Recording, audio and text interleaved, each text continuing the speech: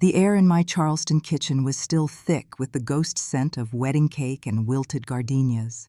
Across the polished mahogany table sat my daughter, Sophia, her face still holding the ethereal glow from her wedding 2 days prior. Beside her, her new husband, Julian Croft, lounged with a proprietary air. His arm rested along the back of her chair, his smile a masterpiece of practiced charm. Then he slid a thick manila envelope across the table. It stopped just short of my teacup. An offering, or a demand. "This is just something we thought would make things easier, Eleanor," Julian said, his voice as smooth as honey. "You know, asset alignment, future planning." Sophia beamed, eager to please. "It's just a formality, Mom. Julian is brilliant with finances. We're setting up a trust for when we have kids. You understand, right?" A knot of ice formed in my stomach. The envelope was heavy, and on the front, typed in a crisp, impersonal font, was my full name, Eleanor Vance. "Just take a look when you can," Julian added, rising. "We're off to Santorini tomorrow, but this will save time later." I remained silent. I didn't open the envelope until their car faded down the oak-lined driveway. When I did, my hands trembled with a cold fury. There it was, in stark black ink, a comprehensive financial agreement, drafted as if I had already consented to allocate a significant portion of my assets into a new Croft family trust, managed exclusively by Julian. He had no idea what he was truly reaching for. No one did. They believed I was merely comfortable, a widow left with a beautiful home and a respectable portfolio. They didn't know about the true inheritance my husband Robert had shielded from the world. After his death, I had quietly consolidated his offshore investments into a single, staggering sum, $7 million. It sat in a private holding account under a corporate name no one could connect to me. Thank God for Robert's foresight. I knew exactly what Julian was, and he had no idea I'd seen his kind before. Vultures in bespoke suits. But I wasn't just going to refuse, I was going to set a trap so elegant that he would walk into it smiling. The bait? A fabricated transfer. The moment he tried to seize a new, modest inheritance deposit, I would have him. Before I could act, however, there was a sharp knock at my door the next morning. It was a lawyer, his presence an unwelcome intrusion. In his hand, he held another contract. This one was labeled with 2 words that made my blood run cold.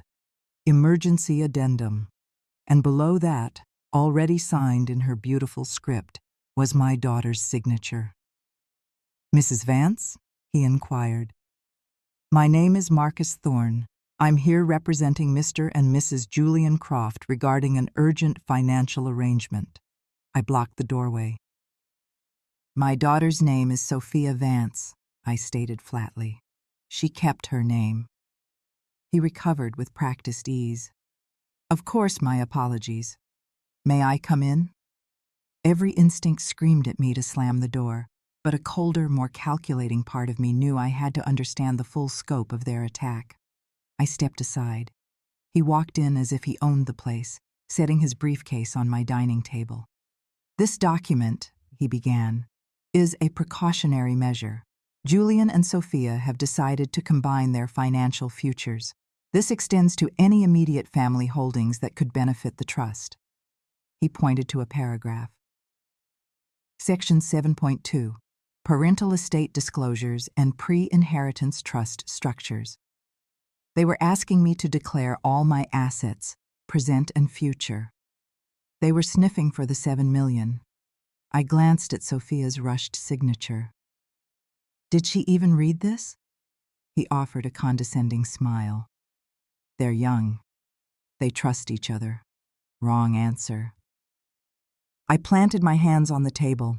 "Tell Julian he will have to wait. I don't sign anything without my own legal counsel reviewing it." A flicker of annoyance crossed his face. "I understand. When can they expect your response?" "You'll have it," I said, opening the door for him, "when I decide to give it." As soon as he left, I called my attorney, Arthur Sterling. Arthur had been Robert's closest friend, a man whose loyalty was beyond question. "They're pushing contracts at me, Arthur," I said. "Sophia just got married, and her husband has lawyers at my door." He listened patiently. "You want me to review them?" "No," I said firmly. "I want you to draft a decoy." There was a pause, then a soft chuckle from his end. "I want a legal-looking summary of estate holdings. Make it show that after settling Robert's debts, I was left with only $240,000. Create a false but plausible bank transfer trail. Make it look legitimate but entirely unimpressive." "You want to make them think the well is shallow," he concluded. "Exactly.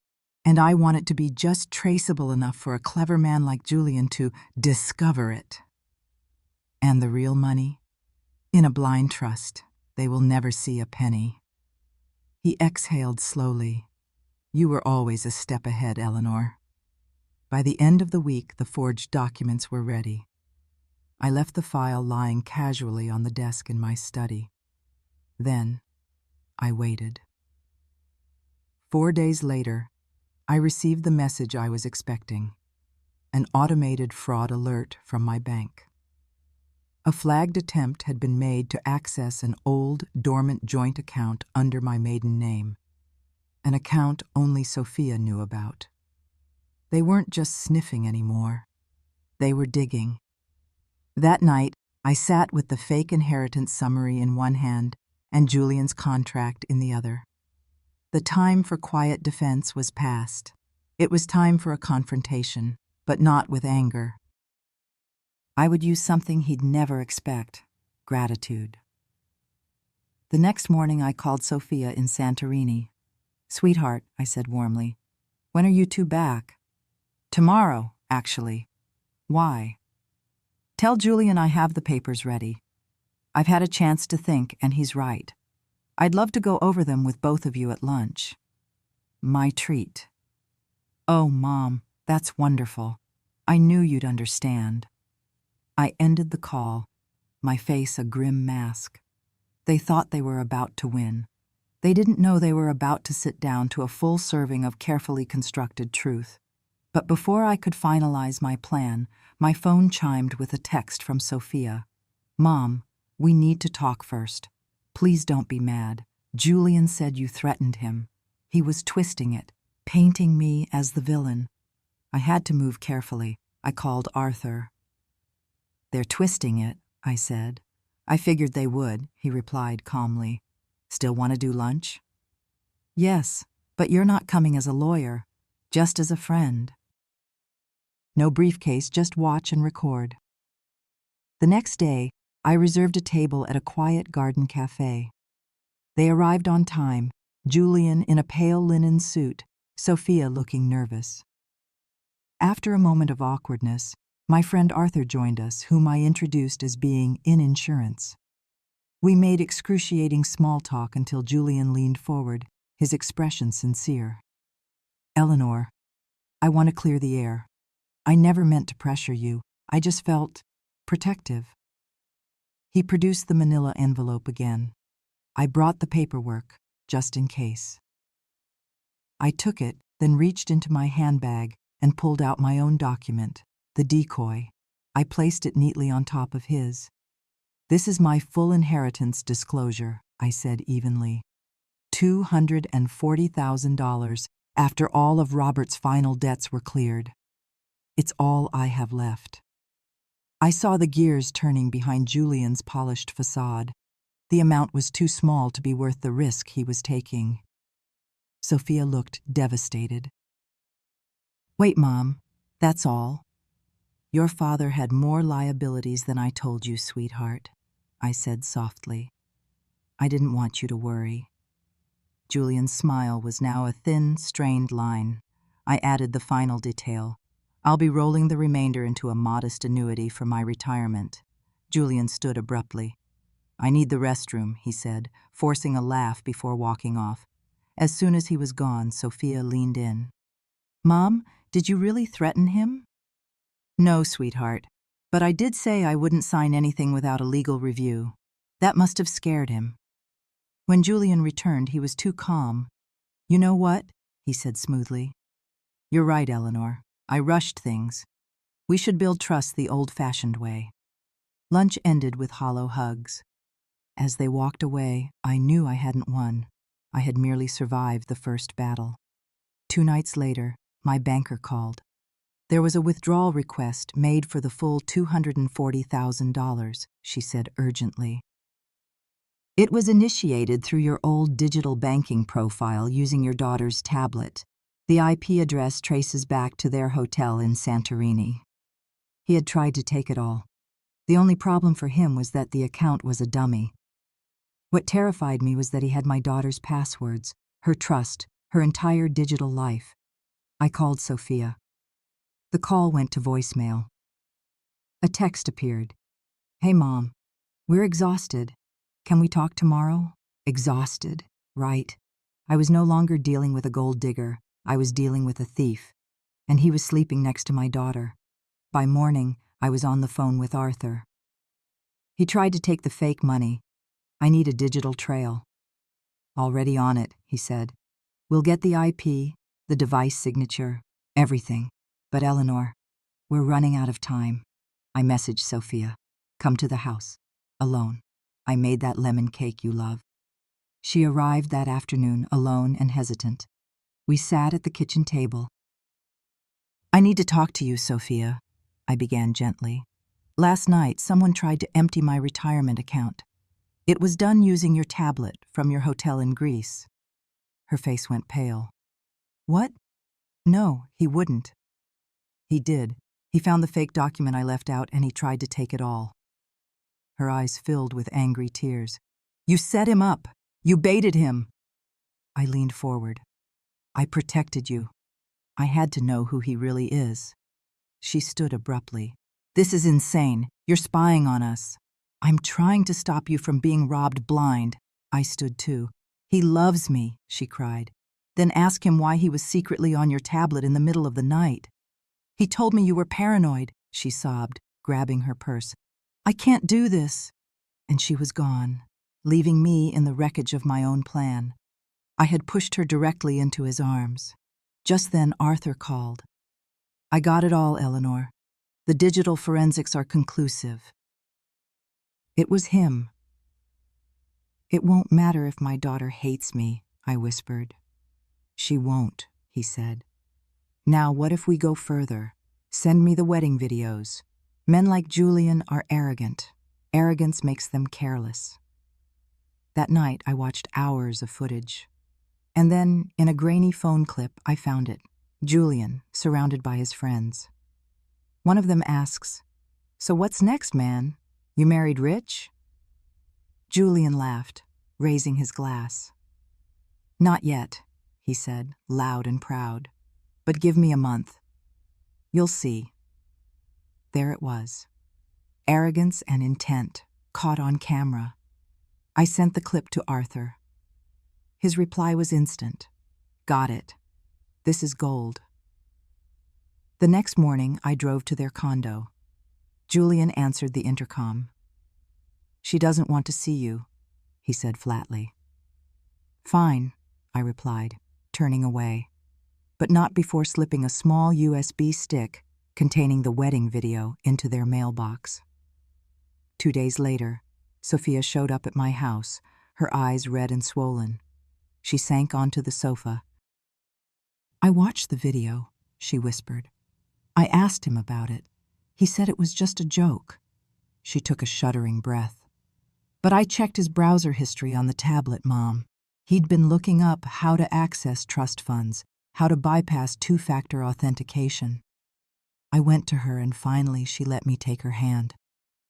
"I'm so sorry," she sobbed, collapsing against me. Just then her phone buzzed. She looked at the screen, her face going slack with shock.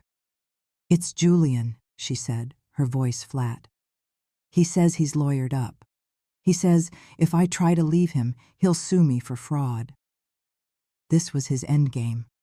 If he couldn't steal from me, he would bleed my daughter dry. "Not on my watch," I whispered. I called Arthur. "She's here." He's threatening legal action. Good. Arthur's voice was grim. Then it's time we play our hand. He had already prepared a full report, the digital forensics, the IP logs, and the damning video.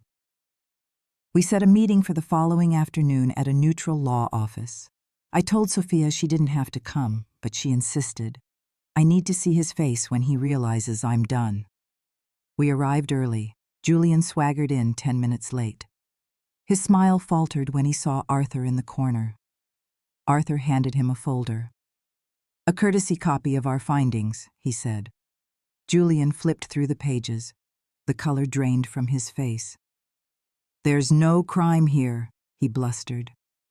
"Not yet," Arthur said calmly. "But we have enough to open several investigations: identity misuse, fraudulent coercion." "Your voice is on video, Julian," I said quietly. He shot a venomous glare at Sophia. "You told them." She didn't flinch. Her voice was clear and steady. "No, Julian, you did." He slammed the folder shut. "What do you want?" he snapped. "You will disappear from our lives," I said. "You will sign a full annulment and release Sophia from all legal claims." "No court, no battle," he laughed bitterly. "Or what?" Arthur pulled out a second folder. "Or this entire package goes public. We already have a reporter very interested in a story about a man who marries for money and gets caught. He was a cornered animal, and he knew it." He stared at Sophia, one last attempt to find a crack in her resolve. She met his gaze and slid a pen across the table. He snatched it and signed every last page. Then he stood, fixed his clothes, and walked out without another word. Gone. Sophia broke down, and I wrapped my arms around her. "It's over," I whispered. "You're safe now." She pulled back, tears still in her eyes. "No, Mom, it's not over until I fix what I broke with you. I doubted you." I smiled gently. "You believed in love, Sophia. That's not a crime. That's being human." That evening we made pasta in my kitchen, the warmth chasing away the last of the shadows. Over dinner she asked the question that still lingered. "Is it true?" she said softly. "About the money?" I paused, then nodded. "Yes. I inherited $7 million. Her eyes widened. "Why didn't you tell me?" "Because I wanted to protect you, from men like him, from what that kind of money can do to people." She reached across the table and squeezed my hand. "From now on," she said with a newfound resolve, "no more secrets." I nodded, my heart full. I realized then that the true inheritance Robert had left wasn't the $7 million. It was the wisdom to see the truth and the strength to fight for what matters. And that was a fortune I could finally safely share with my daughter.